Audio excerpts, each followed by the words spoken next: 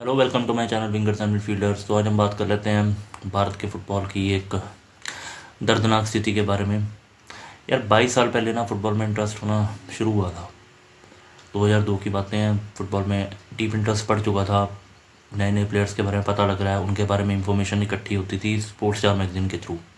आपको फुटबॉल की कोई भी इंफॉर्मेशन चाहिए तो हमारे पास उस टाइम पे नेट तो नहीं होते थे, इतना अच्छा इंटरनेट नहीं होता था, ना इतनी नॉलेज होती थी कि किस वेबसाइट को अप्रोच करना है। तो हमारे पास स्पोर्ट्स स्टार ही सहारा होता था। अभी भी आती है वो मैगज़ीन।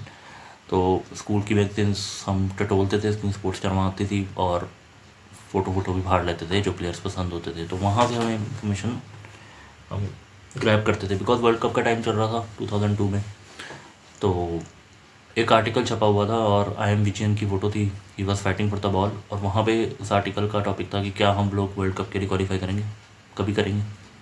तो 2002 के बाद या 2024 आ चुके हैं, 22 साल बाद आज भी वही आर्टिकल दोबारा छप सकता है, ये हम वर्ल्ड कप के लिए कभी क्वालिफाई करेंगे? भाई नहीं करेंगे।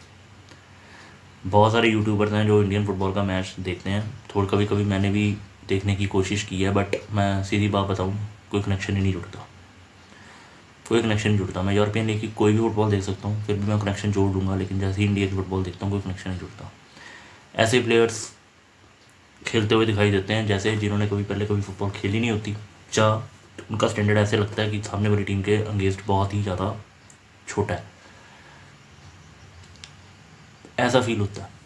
क्लमजी से प्लेयर, बॉल से नफरत करने वाले प्लेयर सामने आते हैं जो दड़े दड़े मारी जा रहे हैं। को समझ नहीं आ रहा कि सामने वाली टीम इतनी जल्दी स्पेसेस कैसे कवर कर रही है, सामने वाली टीम इतना भाग कैसे रही है, हमें यही नहीं समझ में आता। और ये इसका जो यार ये इतना जो घटिया हमें परफॉर्मेंस आंखों से दिखाई देती है, उसका रीज़न तो यही है ना कि हम अच्छा फुटबॉल नहीं खेलते। सिंपल सा रीज़न तो यही है, हमारे स्टैंडर्ड सेट नहीं है। तो सबसे पहली बात करें तो स्टैंडर्ड कौन सेट करेगा? अब क्रिकेट की बात हम करते हैं कि जो नए नए प्लेयर्स हर आईपीएल में निकल के आ रहे हैं, हर साल कोई ना कोई यशवर्धन, कोई ना कोई रिंकू, ऐसे प्लेयर्स निकल के आ रहे हैं। फुटबॉल में ऐसा क्यों नहीं निकलते? वो इसलिए नहीं निकलते बिकॉज हमारा स्टैंडर्ड ही सेट नहीं है ना। हम अपना स्टैंडर्ड किन प्लेयर्स के लिए सेट कर रहे हैं? पाकिस्तान, नेपाल, श्रीलंका, बांग्लादेश, ये कंट्रीज़ के अगेंस्ट हम स्टैंडर्ड सेट कर रहे हैं जो कि हमारे ही रैंकिंग के आसपास बैठी हुई हैं, ट्रिपल डिजिट्स वाली कंट्री। हम कितने के डबल डिजिट्स प्लेयर्स के साथ मैच खेलते हैं? तभी खेलते हैं जब एएफसी कप में जाएँ, एशिया कप में जाएँ, नहीं तो हम नहीं खेलते।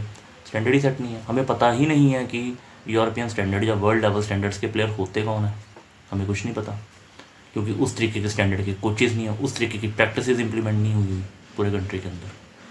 आईएसएल आने के बाद फ़ॉरेन कोचेज़ ज़रूर आए होंगे, बहुत सारे फ़ॉरेन कोचेज़ आए, वो अपनी स्ट्रेटजीज़, अपनी फ़िलासफ़ीज़ लेके आए होंगे, लेकिन क्या वो जो क्या उनका असर ग्रास रूट पर पड़ेगा? मुझे नहीं लगता।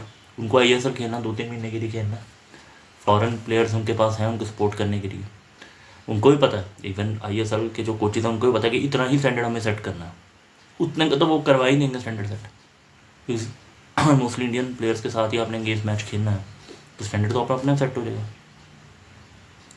तो दिक्कत कहाँ आ रही है इंडियन फुटबॉल को? भाई इंडियन फुटबॉल की यही दिक्कत है कि कोई कल्चर नहीं है फुटबॉल का। बहुत ही कम स्टेट्स में कल्चर है, और जहाँ पे कल्चर है भी वहाँ पे वो स्टैंडर्ड सेट नहीं है वर्ल्ड क्लास लेवल का। तो हमारे में बच्चे फुटबॉल कौन खेलते हैं? पहली बात तो फुटबॉल वो खेलते हैं जिनको शायद फुटबॉल में इंटरेस्ट ही नहीं है। अगर उन फुटबॉल इंटरेस्ट लेने वाले प्लेयर्स आगे भी आ रहे हैं तो उनका स्टैंडर्ड उतना ही सेट हो रहा है जितना इंडिया अपना स्टैंडर्ड है, इंडिया का स्टैंडर्ड फुटबॉल में उससे ऊपर तो नहीं वो स्टैंडर्ड लेके आ रहे, बिकॉज उनका जो आमना सामना है वो यूरोपियन फुटबॉल प्लेयर्स के साथ तो नहीं होता, कभी कभार होता है।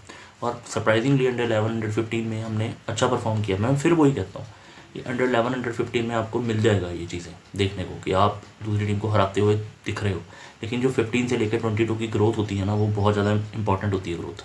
फिजिकली, टैक्टिकली बहुत कुछ बच्चा ग्रैस्प करता है, वो हम नहीं दे पाएंगे अपने बच्चों को, क्योंकि हमारे पास वो स्टैंडर्ड नहीं है।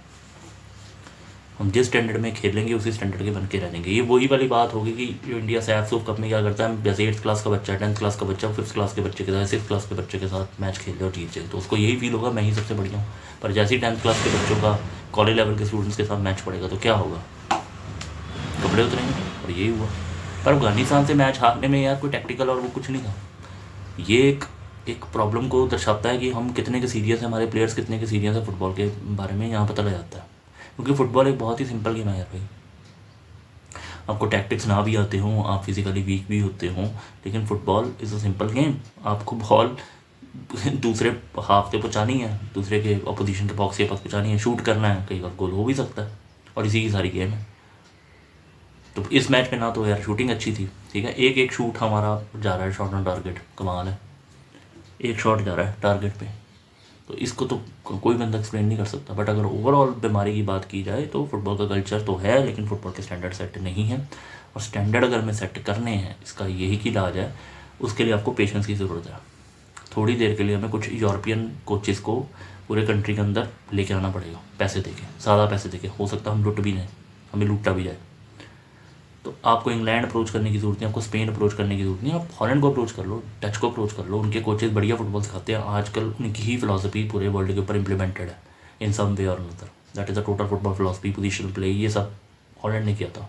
क्यों ना उनके कोचेज़ को लेके आए, आ सके, उनको कुछ रीजन में बैठा दो, नॉर्थ में बैठा दो, साउथ में बैठा दो, कुछ रीजन में केरला वाली साइड पे जहाँ पे थोड़ा फुटबॉल का कल्चर है, नॉर्थ में बैठा दो, होशियारपुर पंजाब वाला कल्चर, अच्छे प्लेयर्स हैं, नॉर्थ ईस्ट में बैठा दो, और एक गोवा वाली साइड बंगाल वाली साइड बैठा दो, और कवर करो तो साउथ में ही चलो कवर हो गया। आपको लेके आने पड़ेंगे ग्रास रूट से, और पूरी की पूरी फुटबॉल का जो सिस्टम है ना इंडिया में, पूरा चेंज करना पड़ेगा कि आप फुटबॉल में प्लेयर कैसे सेट करना चाहते हो, उसका एक प्लान होना चाहिए, ग्रास रूट से शुरू होना चाहिए, स्काउट्स होने चाहिए, फुटबॉल को खिलाना, फुटबॉल का इंफ्रास्ट्रक्चर खड़ा करना बहुत ही ज़्यादा, बहुत ही मतलब कह लो कि एक पैसे भी लगते हैं, दूसरा it's a very very tedious task. आपको स्काउट्स छोड़ने पड़ते हैं, वो स्काउट्स जाएंगे गलियों मोहल्लों में, देखेंगे जहाँ पे फुटबॉल खेली जाती है कि वहाँ पे उनको कोई प्लेयर दिख रहा है, उसको उठा के लेके आएंगे, अपनी अकेडमी में आएंगे, उसको होन करेंगे, उसकी स्किल्स को खिलाएंगे पिलाएंगे, उसको न्यूट्रिशन पे ध्यान देंगे, स्पोर्ट्स साइंस के ऊपर उसका ध्यान जाएगा, प्रॉपर ये सारी सेटिंग्स करनी पड़ेंगी। और हमें यूरोपियन स्टैंडर्ड्स पहले अपनी कंट्री पे लेके तो आएँ, हमें पता तो लगे भाई ये स्टैंडर्ड है फुटबॉल के, ये हमने पूरे करने हैं, जो प्लेयर्स कर रहे हैं वेल एंड गुड, उनको आगे रखो, नहीं कर रहे हो उसी टाइम उनको जवाब दे दो। ये जो पता नहीं यार, हमारे टाइम पे तो ये होता था डिस्ट्रिक्ट खेल लो, कम स्कूल की टीम से आती थी, फिर स्टेट खेल लो, पंजाब की आप स्टेट में मतलब अपनी डिस्ट्रिक्ट को रिप्रेजेंट करते हो, उसके बाद आप स्टेट खेल नेशनल खेलो, उसमें आप पंजाब को रिप्रेजेंट करते हो, पर ये नहीं पता कि इससे आगे क्या बनेगा।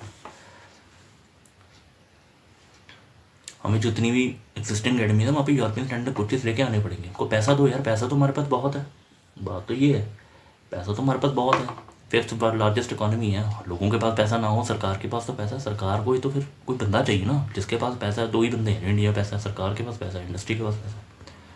अब वो कितना स्टैंडर्ड सेट करना चाहते तो उनके ऊपर है ना। क्रिकेट में यही तो हो गया ना, क्रिकेट में स्काउटिंग नहीं कर रहे, बैठ के स्काउटिंग करते हैं ना कि रिंकू सिंह ये आ गया प्लेयर, उठा लो, यहाँ पे ये प्लेयर अच्छा खेल रहा है। फुटबॉल में ऐसी स्काउटिंग ही नहीं है, क्योंकि नीचे से लगे ऊपर तक लेवल ही नहीं है।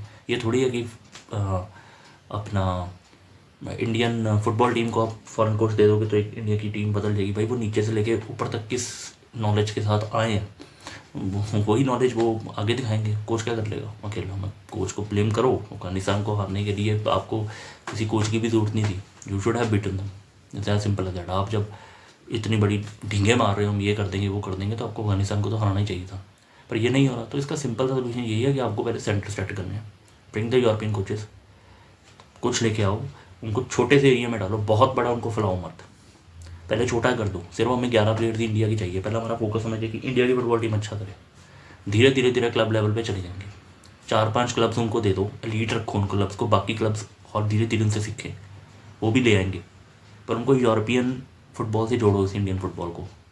ना जाओ जापान के पास, ना जाओ कोरिया के पास, वैसे भी हमें वो पसंद, पता नहीं क्या चक्कर है, भाई यूरोप से तो हमारा बहुत प्यार है ना, हम तो जाना चाहते हैं भाई, सेकंड लेवल यूरोपियन तो हम भी बनना चाहते हैं, कौन इंग्लैंड नहीं जाना चाहता, तो ले आओ। धीरे धीरे दूसरे क्लब्स भी यूरोपियन कोचेज़ को लेके आएंगे, एटलीस्ट उन कोचेज़ को ला के भाई आप स्टैंडर्ड तो सेट करोगे, फिर आपके इंडियन कोचेज़ भी उनसे सीखेंगे बहुत कुछ, फिर धीरे धीरे धीरे धीरे धीरे हमारा स्टैंडर्ड चेंज होता रहेगा कि ये स्टैंडर्ड यूरोपियन फुटबॉल डिमांड करती है। जब आप स्टैंडर्ड सेट कर दोगे नीचे से लेके ऊपर तक, तो अपने फुटबॉल ठीक हो जाएगी, नहीं तो नहीं होगी। ISL करवाते रहो, 10 साल हो गए हैं, ये तो वही वाली बात होगी है कि बस जख्म हुई जा रहा है, उसको पट्टी लगाई जा रहे हो, बार बार जख्म हुई जा रहा है, जख्म को अंदर से ठीक नहीं कर रहे हो, अंदर से ठीक तो आपको, you have to bring the standard. इसका सिंपल सा मेरे पास यही जवाब है, और कोई जवाब नहीं है। तो यही चलता रहेगा, कोई फ़ायदा नहीं है इंडियन फुटबॉल देखने का। तो set the standards, standard set करने के लिए बंदे हमें यूरोपियन लेके आने पड़ेंगे, इंडियन कोचेज़ के पास की बात नहीं है, कोई फ़ायदा नहीं है। और 2-4 ये कॉन्फ्रेंसें करवाने का मीडिया बड़ा शौक ना से कुछ नहीं होगा। उनको पैसे देने पड़ेंगे, उनको लेके आओ डट से उठा के, बहुत सारे आपको कोचेस मिल जाएंगे। उनका जो घटिया से घटिया अंडर-17 अंडर-12 का कोच भी होगा हमारे कोच से बेटर होगा, बिकॉज वो लोग ब्रीथ करते हैं फुटबॉल। जैसे हम लोग क्रिकेट ब्रीथ करते हैं ना, ऐसे वो लोग फुटबॉल ब्रीथ करते हैं। हम फुटबॉल ब्रीथ नहीं करते भाई, इतनी फुटबॉल नहीं ब्रीथ करते जितने वो लोग करते हैं। पायनियर्स हैं अगले, वो सेट करेंगे। हमें फुटबॉल समझ आती हो वो अलग बात है, खिलानी कैसे है, सिस्टम कैसे सेट करना, स्टैंडर्ड कैसे सेट करना, किसी प्लेयर को सेट करना नहीं करना, वो मच बेटर है उन चीज़ों में हमसे, ठीक है ना। तो स्टैंडर्ड सेट करने के लिए पैसे खर्चने पड़ेंगे और वो ग्रास रूट पे खर्चने पड़ेंगे। मैं तो कह ही रहा हूँ कि एरिया कम कर लो, लेकिन कम से कम उस एरिया में से जब वो ट्रेंड करेंगे प्लेयर्स और उनको अच्छे से स्पोर्ट्स साइंस और फुटबॉल शुरू से सिखाई जाएगी, तो आपको ज़रूर सक्सेस मिलेगी। ऐसा कुछ नहीं है कि इंडियंस फिजिकली कम्पीट नहीं कर सकते या इंडियंस टैक्टिकली कम्पीट नहीं कर सकते, स्टैंडर्ड चाहिए, ठीक है। तो यही मेरी सजेशन है।